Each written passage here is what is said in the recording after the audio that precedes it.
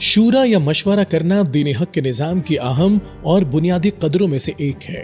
یہ ایک ایسی ہماگیر اور ہمہ جہت قدر ہے جس کا تعلق انسان کے زندگی کے ہر گوشے اور ہر پہلو سے بہت گہرا ہے، چاہے وہ انفرادی زندگی ہو یا اجتماعی، سماجی ہو، معاشی یا سیاسی۔ شرائط دراصل ایک انسانی اور فطری قدر بھی ہے، چنانچہ اس کا وجود ہر ثقافت، ہر قوم اور ہر جگہ پایا جاتا ہے۔ لیکن دین حق کی خصوصیت یہ ہے کہ اس نے شرائط کو ایک دینی فریضہ بنا کر پیش کیا۔ سورہ آل عمران میں ارشاد ربانی ہے، اور شریک مشورہ رکھو انہیں ایسے اہم اور اجتماعی کاموں میں، پھر جب تم کسی معاملے میں پختہ ارادہ کر لو تو اللہ پر بھروسہ کرو، بے شک اللہ ایسے بھروسہ کرنے والوں کو پسند فرماتا ہے۔ اسی طرح مومنین کے بارے میں ارشاد فرمایا، اور جو اپنے اہم معاملات باہمی مشورے سے چلاتے ہیں، بلا شبہ مشورہ خیر و برکت، عروج و ترقی اور نزول رحمت کا ذریعہ ہے۔ اس میں نقصان اور ندامت و شرمندگی کا کوئی پہلو نہیں۔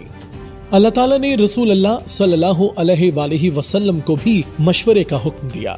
سورہ آل عمران میں ہی ارشاد باری تعالیٰ ہے، اے نبی صلی اللہ علیہ وآلہ وسلم، آپ معاملات اور متفرق امور میں صحابہ کرام رضی اللہ تعالیٰ عنہ سے مشورہ کیا کیجیے۔ بظاہر تو رسول اکرم صلی اللہ علیہ وآلہ وسلم کو مشورے کی حاجت نہیں تھی، کیونکہ آپ صلی اللہ علیہ وآلہ وسلم کے لیے وحی کا دروازہ کھلا ہوا تھا۔ آپ صلی اللہ علیہ وآلہ وسلم چاہتے تو وحی کے ذریعے معلوم ہو سکتا تھا کہ کیا اور کس طرح کرنا چاہیے۔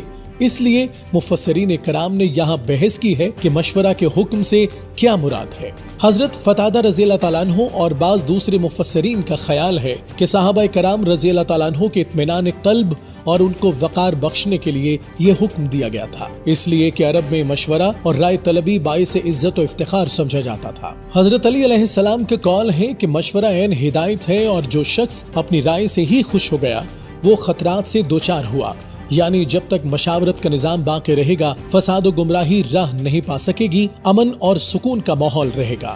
اسلام میں مشورے کو مسلمانوں کا وصف خاص قرار دیا ہے۔ ایمان والے وہ ہیں جنہوں نے اپنے رب کے حکم کو مانا، نماز قائم کی، اور ان کے کام باہم مشورے سے ہوتے ہیں، اور جو مال ہم نے انہیں دیا ہے اسے خرچ کرتے ہیں۔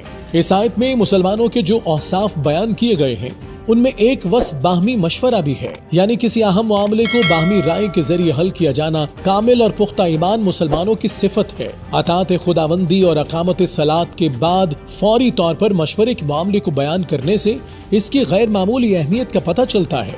شاید یہی وجہ ہے کہ صحابہ کرام رضی اللہ تعالیٰ عنہ اور بالخصوص خلفائے راشدین رضی اللہ تعالیٰ عنہ نے مشاورت اور باہمی مشورے کو اپنا معمول بنایا تھا۔ ام المومنین حضرت عائشہ صدیقہ رضی اللہ تعالیٰ عنہ فرماتی ہیں، میں نے ایسا شخص نہیں دیکھا جو رسول اللہ صلی اللہ علیہ وآلہ وسلم سے زیادہ لوگوں سے مشورہ کرنے والا ہو۔ ایک اور موقع پر رسول اللہ صلی اللہ علیہ وآلہ وسلم نے فرمایا، مشورہ کرنے والا شخص کبھی حق سے محروم نہیں ہوتا، اور اپنی ذاتی رائے کو کافی سمجھنے والا خود پسند شخص کبھی کامیاب و بامراد نہیں ہوتا۔ اللہ کے احکامات، احادیث مبارکہ اور اقوال سے ظاہر ہوتا ہے کہ دین حق کا نظام شرائط پر ہی مبنی ہے۔ یہی وجہ ہے کہ رسول اکرم صلی اللہ علیہ وآلہ وسلم صدیق اکبر رضی اللہ تعالیٰ عنہ اور فاروق اعظم رضی اللہ تعالیٰ عنہ کی رائے کو دیگر صحابہ رضی اللہ تعالیٰ عنہ پر فوقیت دیتے، اور آپ ان دونوں حضرات سے مخاطب ہو کر فرماتے، جب تم دونوں کسی رائے پر متفق ہو جاؤ تو میں تم دونوں کے خلاف نہیں کرتا۔ اس سے ثابت ہوا کہ محض کثرت رائے کا شریعت اسلامی میں کوئی اعتبار نہیں، بلکہ قوت عقل و بصیرت اہم چیز ہے۔ ہمارے ہاں اکثر موجودہ پارلیمنٹ کو شورا کا نیم البدل قرار دیا جاتا ہے، جبکہ دین حق کے نظام میں شورا کی حیثیت بالکل وہ نہیں ہے جو جمہوری نظام میں پارلیمنٹ کی ہے۔ ان دونوں کی بنیاد الگ الگ ہے، اصول تشکیل الگ اور اغراض و مقاصد الگ۔ غرض کوئی چیز ایک دوسرے سے نہیں ملتی، جو کہ اسلام کا نام لے کر عوام کو گمراہ کرنے کے برابر ہے۔